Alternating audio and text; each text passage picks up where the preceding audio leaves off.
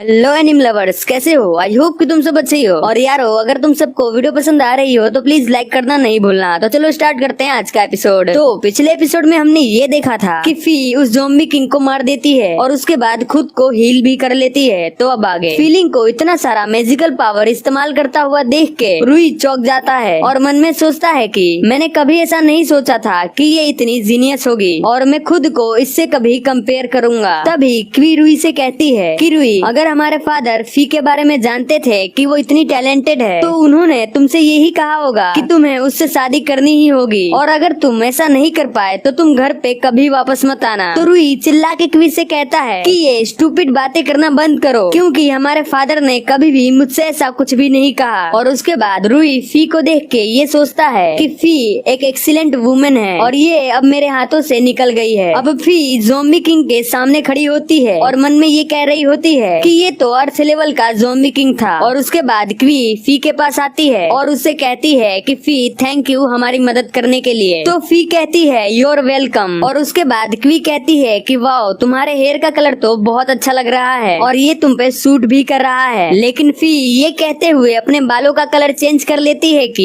ये मुझे दिखावटी बना रहा है और मुझे ऐसा इंसान नहीं बनना है, मुझे तो ब्लैक हेयर्स ही पसंद है। लेकिन क्वी फी को देख के ये सोचने लगती है कि आखिर मुझे इतना अजीब क्यों फील हो रहा है। मुझे ऐसा लग रहा है कि इस लड़की का शाओसिंग लू के साथ कोई रिलेशनशिप है। मुझे नहीं लगता कि ये दोनों सिर्फ एक फ्रेंड्स हैं। और वो तीनों एक दूसरे से बातें करने लगते हैं। लेकिन ज़ॉम्बी किंग अभी मरा नहीं होता है। वो अचानक से अपनी आंखें खोलता है और उसके बाद उसके सारे बॉडी पार्ट्स एक एक करके उसके शरीर में जुड़ने लगते हैं, जिसे देखकर सभी लोग बहुत ज्यादा हैरान हो जाते हैं। और अब ज़ॉम्बी किंग अपने पूरे शरीर के पार्ट्स को जोड़ के उन सभी के सामने खड़ा हो जाता है। फिर वो एक बहुत बड़ी दहाड़ लगाता है और उन लोगों से बहुत ज्यादा बड़ा हो जाता है। लेकिन फी कहती है कि मैं तुम्हें नहीं छोड़ूंगी। और उसके बाद वो अपने समन स्पेल का इस्तेमाल करके पर्पल क्लाउड मिंग को बुलाती है, जिसे देखकर क्वी बहुत ज्यादा खुश हो जाती है और कहती है वाओ, ये तो बहुत ही ज्यादा क्यूट है। लेकिन उसे देखकर रूही मन में सोचता है कि ये तो एक एशियंट स्पिरिट बीस्ट है। और अब ये क्लाउड पर्पल मिंग उस ज़ॉम्बी किंग पे अटैक करने के लिए आगे बढ़ता है। लेकिन ज़ॉम्बी किंग अपने एक ही पंच से उसे बेहोश कर देता है। लेकिन फी अपने पावर से उसे ठीक कर देती है और रूही और बाकी सब भी ये देख के चौंक जाते हैं कि पर्पल क्लाउड मिंक बस एक ही अटैक में ढेर हो गया। वाह, ये क्या बात हुई। और पर्पल क्लाउड मिंक भी फी से ये कहता है कि मेरे मास्टर, मैंने अपना बेस्ट किया है और मैं अब मरने जा रहा हूँ। लेकिन फी अपने माथे पे हाथ रख के कहती है ओ माय गॉड, ये क्या हुआ। उसके बाद फी कहती है कि मैं अब दिखाऊंगी पर्पल क्लाउड मिंक का असली टैलेंट। और फिर वो अपने मैजिक से पर्पल क्लाउड मिंक को ठीक कर देती है और उसके अंदर पावर्स भी डाल देती है, जिसकी मदद से पर्पल क्लाउड मिंग धीरे धीरे बड़ा होना स्टार्ट हो जाता है। और उसके ऊपर जैसे ही ज़ॉम्बी किंग अटैक करता है तो उसके अटैक का उसके ऊपर कुछ असर नहीं होता, क्योंकि purple cloud Ming zombie king से भी बहुत ज्यादा बड़ा हो जाता है। और ये देख के ज़ॉम्बी किंग की भी हालत खराब हो जाती है। रूही उस पर्पल क्लाउड मिंग को देखकर मन में ये सोच रहा होता है कि ये larva purple cloud Ming actually में अर्थ टायर का सबसे बेस्ट स्पिरिट बीस्ट है। ये बहुत ही ज्यादा स्ट्रॉन्ग होता है और हम ये इमेजिन भी नहीं कर सकते कि जब ये ग्रो होता है तो इसकी कैपेबिलिटी कितनी ज्यादा बढ़ जाती है। और उसके बाद क्वी कहती है कि ये तो सच में बहुत ज्यादा बड़ा हो गया है। तो फीलिंग कहती है कि नहीं, ये बड़ा नहीं हुआ, बल्कि ये तो अपने नॉर्मल साइज में आया है। मैं बस अपने स्कूल में इसको बड़ा दिखा के कुछ प्रॉब्लम क्रिएट्स नहीं करना चाहती थी, इसीलिए मैंने इसे छोटा कर दिया था। लेकिन फी मन में ये सोच रही होती है कि अब मेरे पास ज्यादा मैजिकल पावर्स नहीं बची है। गॉड हाउतियान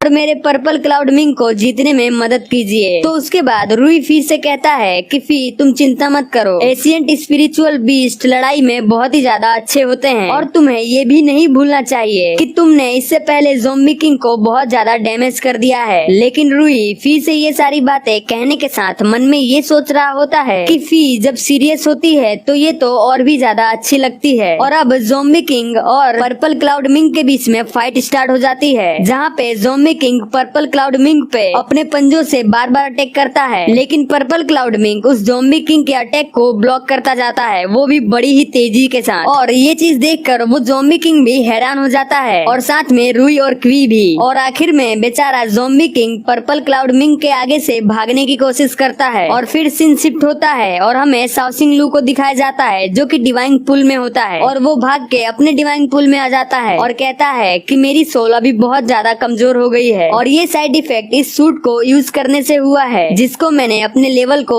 अप करने के लिए इस्तेमाल किया था। और अब उस डिवाइन पुल में से शाओसिंग लू के बाद वो इवल सोल बाहर आता है और कहता है कि तुम्हारी हिम्मत कैसे हुई यहाँ पे भाग के आने की। लेकिन शाओसिंग लू ये सोच रहा होता है कि ये किरिन के डिवाइन पुल में से मुझे पकड़ते हुए मेरे डिवाइन पुल में आ गया है। और उसके बाद वो इवल सोल शाओसिंग लू पे अटैक करता है और कहता है कि तुमने हमेशा मेरे प्लेन को खराब किया है और इसीलिए आज मैं तुम्हें जान से मार दूंगा, चाहे तुम भाग के अपने ही डिवाइन पुल में क्यों ना आ जाओ। और ये कहने के बाद वो शाओसिंग लू पे अटैक कर देता है। लेकिन शाओसिंग लू वहीं पे बैठा थोड़ा सा मुस्कुराता है और कहता है कि तुम्हें लगता है कि मैं यहाँ पे भाग के आया हूँ। और शाओसिंग लू को जैसे ही उस इवल सोल के इवल बॉल्स लगने ही वाले होते हैं, वैसे ही शाओसिंग लू के सामने शिवू आ जाता है और उसे बचा लेता है। और ये देख के वो इवल सोल हैरान हो जाता है और कहता है कि ये तो एक स्ट्रॉन्ग इमोर्टल सोल है। और उसके बाद शिवू शाओसिंग लू से पूछता है कि शाओसिंग क्या तुम ठीक हो। लेकिन शाओसिंग लू बहुत ज्यादा थक जाता है, जिसकी वजह से वो कुछ भी कह नहीं पाता। और शिवू शाओसिंग लू को देख के ये सोचता है कि इसके बाल तो व्हाइट हो गए हैं और आंखें रेड, ये उसकी तरह लग रहा है। लेकिन अचानक से शाओसिंग लू शिवू का पैर पकड़ लेता है और कहता है ब्रो, इस मॉन्स्टर ने मुझे बहुत ज्यादा परेशान किया है। लेकिन वो इवल सोल कहता है कि तुम तो बहुत ज्यादा कायर हो क्योंकि तुम उसके पीछे जाके छुप गए हो। तो शाओसिंग लू कहता है कि नहीं, मैं कायर नहीं हूँ। तो वो इवल सोल उसे गाली देता है और फिर शिवू कहता है कि तुम्हारी हिम्मत कैसे हुई मेरे सामने इस तरीके से बात करने की, अब मैं तुम्हें लेसन सिखाऊंगा। लेकिन अचानक से उस इवल सोल के पीछे यूंग ची आ जाता है और उसके सर पे हाथ रखते हुए कहता है कि मेरा मजाक खराब मत करो, मैं इसके साथ अभी खेलना चाहता हूँ और हम इसे बिना परेशान किए ऐसे कैसे मार सकते हैं। और उस इवल सोल की अब पूरी तरह से फटने लगती है और वो कहता है कि प्लीज मुझे मत मारो, मुझे पता है कि मैं गलत हूँ। और अब शाओसिंग लू वहाँ से जाने लगता है। और इसी के साथ हमारे इस एपिसोड का दी एंड यहीं पे होता है। अगर आपको वीडियो अच्छी लगी हो तो प्लीज लाइक शेयर सब्सक्राइब कर देना।